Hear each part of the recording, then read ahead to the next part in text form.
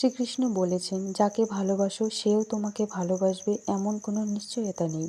ভালোবাসা কোনো ধন সম্পত্তি মোহ নয়, জোর করেই তাকে পাবে। মন থেকে ভালোবেসে যাও, বাকিটা সময় বলে দেবে। সাপ তার বিষ নিজের দাঁতে রাখে, কুকুর তার বিষ জিভে রাখে, কাকড়া বিছা তার বিষ লেজে রাখে, কিন্তু মানুষ একমাত্র প্রাণী যে বিষ নিজের অন্তরে রাখে।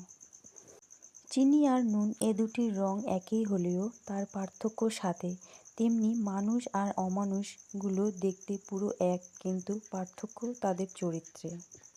তুমি তাকে কখনো খুঁজো না যে পৃথিবীতে সবচেয়ে সুন্দর, বরং তাকেই খুঁজো যার জন্য তোমার পৃথিবীটা সুন্দর হবে।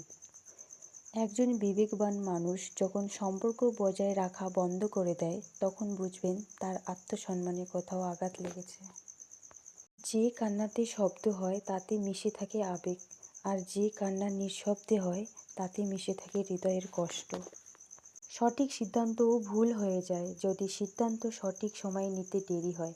যে অন্যের মতামতের অপেক্ষায় থাকে সে সঠিক সময়ে সঠিক সিদ্ধান্ত নিতেই ভুলে যায়।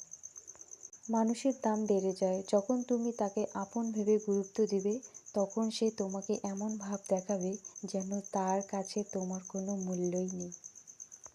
এক ফোঁটা বিষ অনেক জল নষ্ট করে দিতে পারে, ছোট্ট একটা পাথর বড় একটা কাঁচকে ভেঙে দিতে পারে। ঠিক তেমনি ছোট্ট একটা মিথ্যে কথা পুরো জীবনটাকে নষ্ট করে দিতে পারে। শ্রীকৃষ্ণ বলেছেন, কেউ তোমাকে কষ্ট দিলে খারাপ মনে করো না, কারণ মানুষ শুধু সেই গাছেই পাথর ছুঁড়ে মারে যার ফল মিষ্টি হয়।